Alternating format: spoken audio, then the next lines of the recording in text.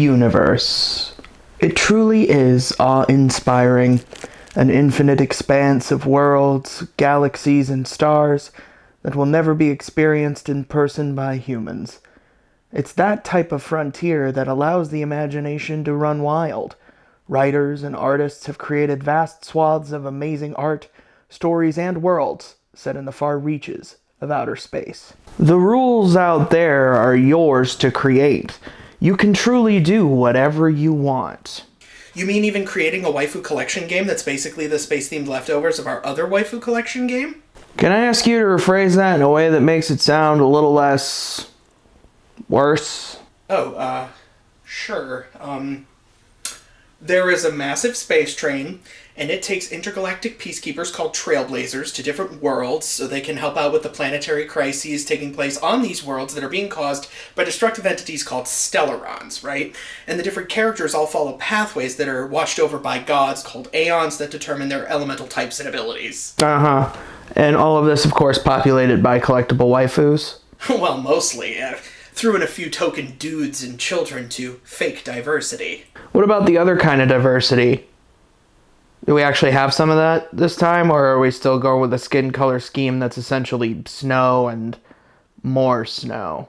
Well, one of the kids has a bit of a tan, but who cares about any of that? I wrote 6 lore Bibles.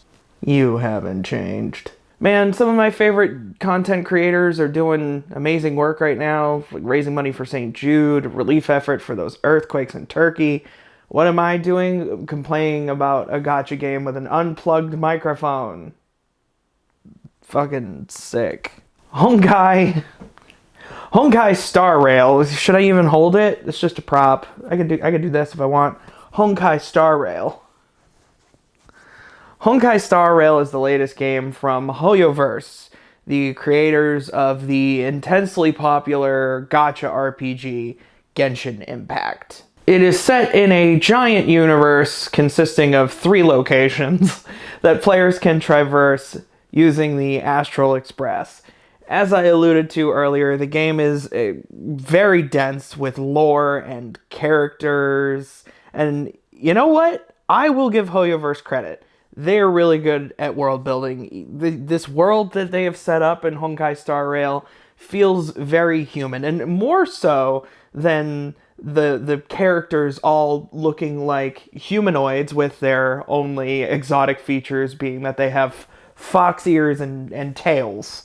How fortuitous it is that the women of every alien species we encounter has big titties and likes pretty dresses. No, I mean it's very human in that all of these worlds are filled with bureaucracy, nonsense, and acronyms. It essentially answers the age-old question, what if you went to the bank and all of the tellers looked like VTubers? You know, at first, I was a little hesitant when it came to playing this game. I had a bad falling out with Genshin Impact a couple of years ago, mostly due to that, aforementioned bureaucracy, nonsense, and how the game just kind of put you in a chokehold that forced you to spend money instead of focusing on delivering a good game experience. Like, if you wanted to make any sort of progression, you needed some sort of stupid currency with a dumb name in order to level it up.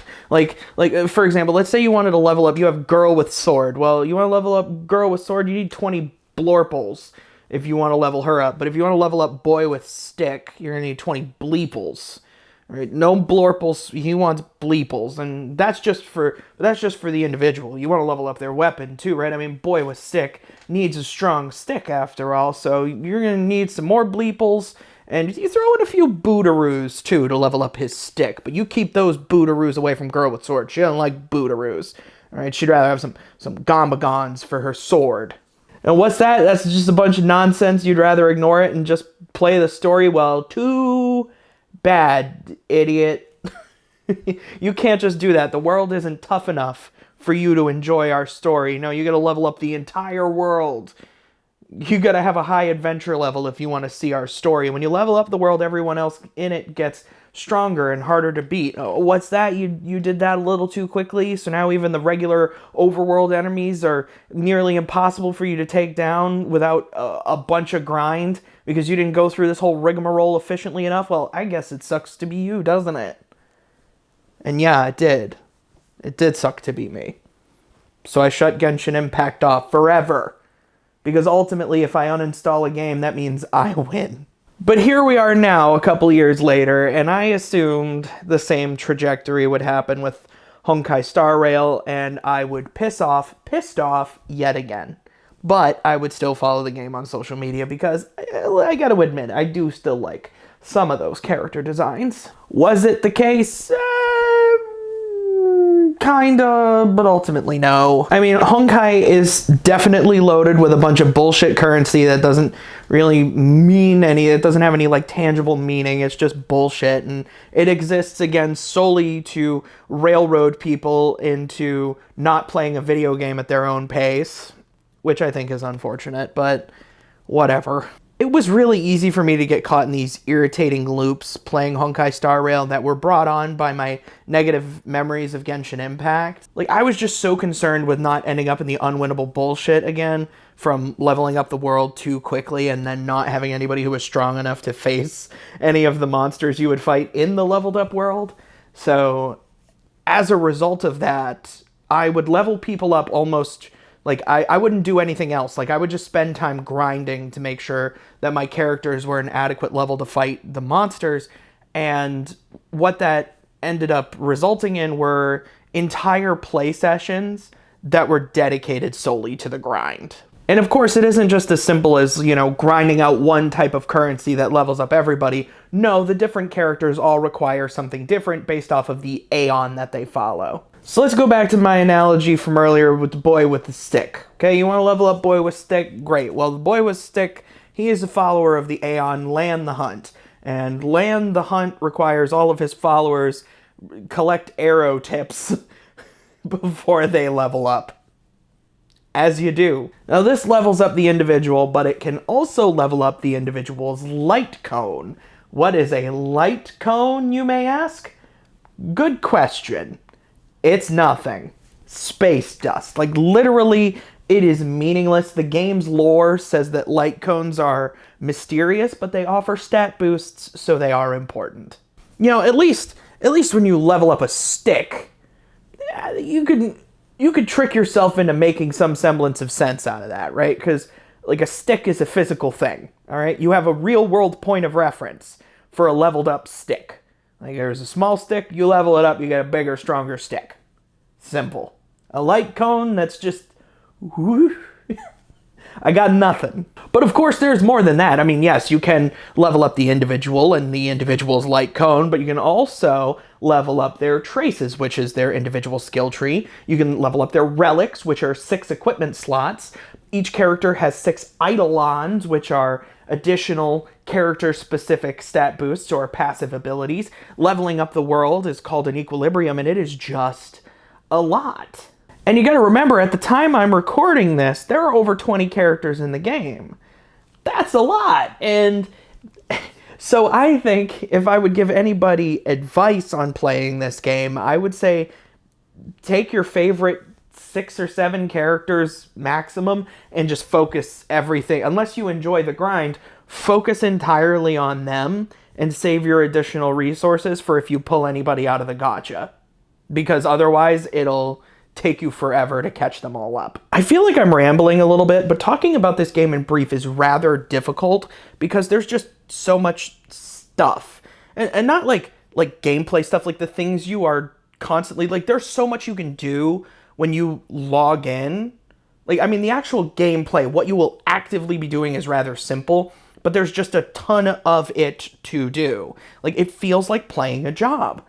To the point that even one of the more recent events that the game did was like a cozy game management simulator.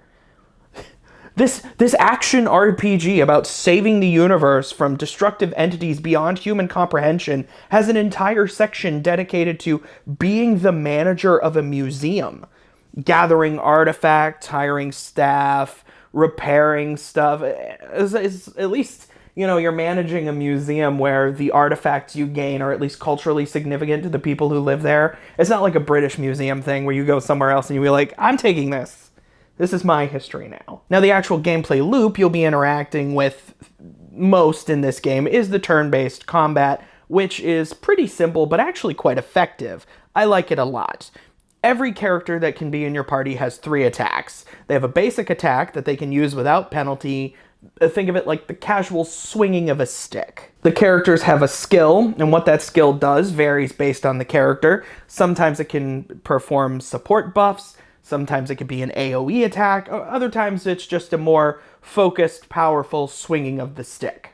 Now, these cannot be used with impunity. You get a pool of 5 skill points that each character can pull from. If they use a skill point is taken out of the pool. If you use a basic attack, a skill point gets added back to the pool and it maxes out at 5. And finally, the characters have an ultimate attack. Think of this kind of like a limit break.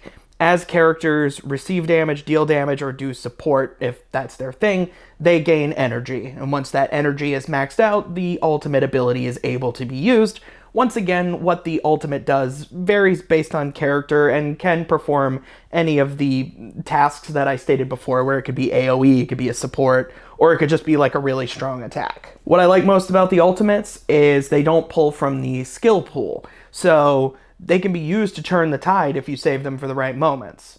It's a simple system, but, like I said, very effective. And even with its simplicity, the system offers for some great strategic moments. Like, for example, would you rather do a support skill now in lieu of dealing damage to your opponent, or do you want to deal less damage now so that you could have a run of skills later that might offer you more of a type advantage? Combat moves really quickly, but it does require some thought, so quick thinking is rewarded in this game. And honestly, that's what I fell in love with. I played Honkai Star Rail for a month and a half straight. Like, I logged on every day like the good little worker bee that I am. And I obtained all of that nonsense currency so that I could level up the world, and operate the gacha. I did all of it. And you might be noticing I'm using some past tense verbiage here. And yeah. So on June 16th, that was when I completed the last available story mission. Once I did that, there was nothing left. There was nothing. There were no more story missions, no more side missions, no more character-specific missions. I did it all. I did everything. The only thing left for me, if I were to log on to the game, would be the grind. My characters have a level cap of 70, and I only had 3 that could reach that. If I wanted to, I could fight the same couple of bosses 5 times apiece to ascend the other characters past level 60, or past 50 in some cases. I didn't have to pull out a calculator to realize just how daunting that math is. Even if I only had to do this Ascension boss fight bullshit once per character, I had 13 characters to do it for. That's 65 boss fights. And then on top of that, I would also have to abuse the bullshit that would give me the items I needed to just increase everyone's level. Yet getting those items out of those boss fights, that's just for Ascension. Then there's they're not boss fights, but just like regular fights that you have to do dozens of times in order to get enough of the material to get you to that level cap. And once you start getting to high levels like 50 plus, 60 plus, towards 70, those items take out less and less of that progress bar. And I would always mind this because I think grinding sucks in all games, but I would be a little more understanding if there was something to grind for. Give me a story, give me character stuff, give me anything. I had nothing. I would just be grinding for grinding's sake because at the time I record this, the game is at version 1.1. Okay? And from what I've read, version 1.2 doesn't come out until mid-July. That's a month away. From time of recording, that's a month away. A month? That's a long time in a universe full of stuff. Full of stuff to read, watch, play, experience. A month is a long time for something else to come along and just take my attention away. Like, if I wanted a game that will eat away my life in the same way Honkai Star Rail did for a month and a half, I could just play Persona 5 Royal. That's a game that takes hundreds of hours, but at least that game has a story with a built-in completion point. Honkai Star Rail ended on a cliffhanger, or at least this version, what exists now, ended on a cliffhanger, and it wasn't even a good one. Didn't even end on a boss fight. It ended in like a really weird, like midway point that it didn't really offer a whole lot of insight into what the story is doing or where it's going. Now, of course, in a month, my mind could change, but I really do feel like at this point in time I am done with Honkai Star Rail. It had a great run. I played it for many, many days straight, but it's always ridiculous to get brand new characters out of the gacha because the percentage points are so low. I've talked about this when I've bitched about other gacha games, and I don't know how I keep getting sucked into these fucking things, but I've said before in those other gacha games that the gacha's percentage rates of getting what you actually want out of them are so minuscule and so bullshit. It's so annoying, and I know the point is to get money out of people, and that makes it worse that the gameplay is actually quite well designed. But because of how difficult it is and how much I've done in that month and a half, the dopamine drips of getting new stuff or leveling up are harder to come by now, and unfortunately that makes it a lot easier to just break off of the game entirely and go to something else. Now, I am still following the game on social media, of course. As I said, I do quite enjoy some, not all, but some of those character designs, and who knows? Maybe even the desire to save more than just the singular planet I have saved in Honkai Star Rail will entice me to return to the stars, but as of right now, the way I'm looking at it, I think I'm gonna stay on Earth, feet firmly planted on the ground, waiting for my next adventure elsewhere. This was great. I love having the prop. It did nothing, but I had it. It's a good thing I wear black shirts. You wouldn't even tell where the lav mic is.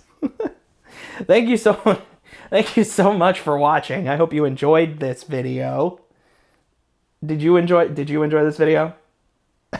If you did, prove it.